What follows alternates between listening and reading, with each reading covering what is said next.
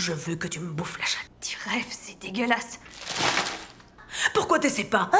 Pourquoi t'essaies pas? Laisse-moi te montrer ma façon de te baiser. Tu vas t'arrêter, oui. Sous les pressantes questions de Boob, Dougherty finit par déverser toute sa peine accumulée. Tout a commencé avec son nouveau compagnon, l'agent Coates. Il lui apportait chaque jour les beignets qu'elle aimait. Pendant ses gardes, il l'emmenait nourrir les canards au lac. Autrefois, elle ne pouvait obtenir une protection qu'en sacrifiant sa fierté. Cette situation était totalement différente de ses anciens jours. C'était la première fois que Dougherty se sentait respectée par quelqu'un. Elle est rapidement tombée sous le charme de sa tendresse. Elle a aussi raconté cette belle relation à ses camarades. Pourtant Boob l'avait prévenue bien avant. Elle ne devait pas nourrir de sentiments pour un gardien de prison. Mais Dougherty était déjà profondément attachée à lui.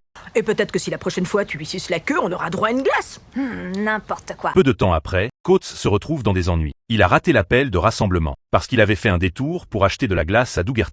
Ça veut dire qu'il faut arrêter de déconner et que vous devez vous reprendre, sinon vous perdrez le job. Bien, monsieur.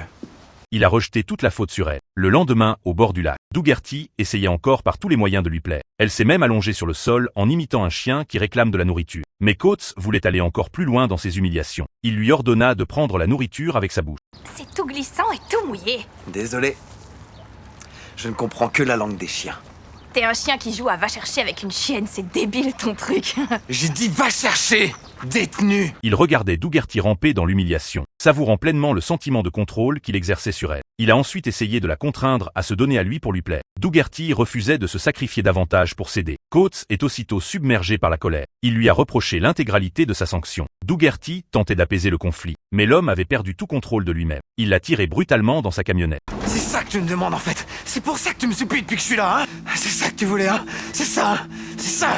Des larmes d'humiliation coulaient sur les joues de Dougherty. Quand ses camarades ont remarqué son étrange état, Dougherty ne faisait que se reprocher toutes les fautes à elle-même. Est-ce qu'il t'a fait mal? Non, Est-ce qu'il t'a obligé? non, c'est pas sa faute.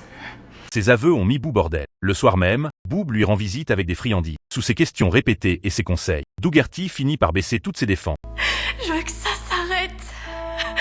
Je veux tellement que ça s'arrête. Je veux qu'il arrête de faire ça.